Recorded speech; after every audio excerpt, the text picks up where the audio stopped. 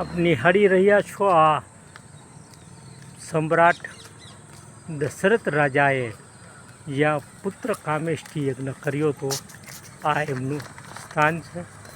આપ નિહાળો. જય સિયારામ. ખૂબ જ દિવ્ય અને ભવ્ય આ નેશનલ હાઈવેનું દ્રશ્ય છે. અહીં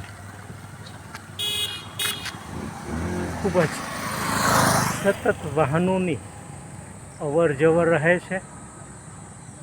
આ સ્થળના આપણે દર્શન કરીએ અને વધુ પવિત્ર થઈએ એવો ભાવ છે.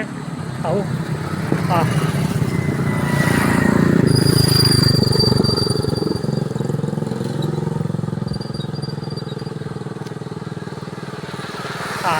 નદી સામાન્ય રીતે 12 માસ વહેતી હોય છે, પણ અત્યારે એમાં ગાંડીવેલ બોગનવેલનો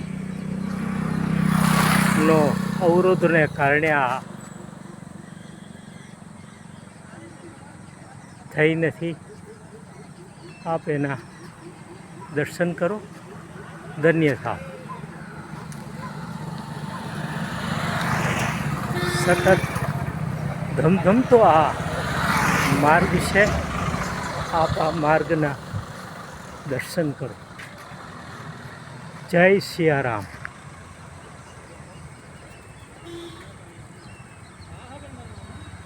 ફાર્મસી કોલેજ પણ બાજુમાં છે.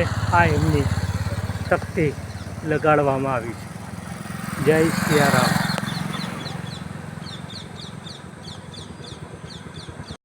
આપ નિહાળી રહ્યા છો આ દિવ્ય અને ભવ્ય સ્થાન હાઈવે રોડની બાજુમાં.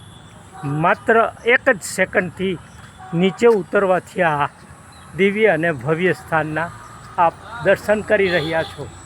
આપ નિહાળો છો આ દિવ્ય અને ભવ્ય સ્થાન હાઈવે ઉપર જ આવેલું છે અને આપ એના દર્શન કરો. જય સિયારામ.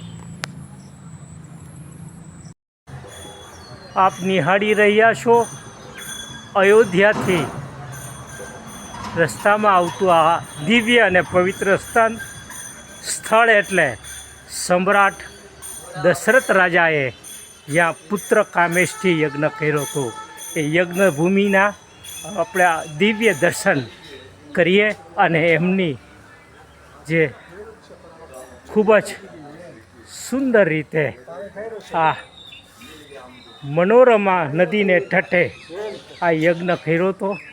આપ એ યજ્ઞભૂમિના દર્શન કરો. એની સાથે સાથે દેવોના દેવ મહાદેવના પણ આપણે દર્શન કરીએ. મહાદેવ હર, મહાદેવ હર, મહાદેવ હર, મહાદેવ હર.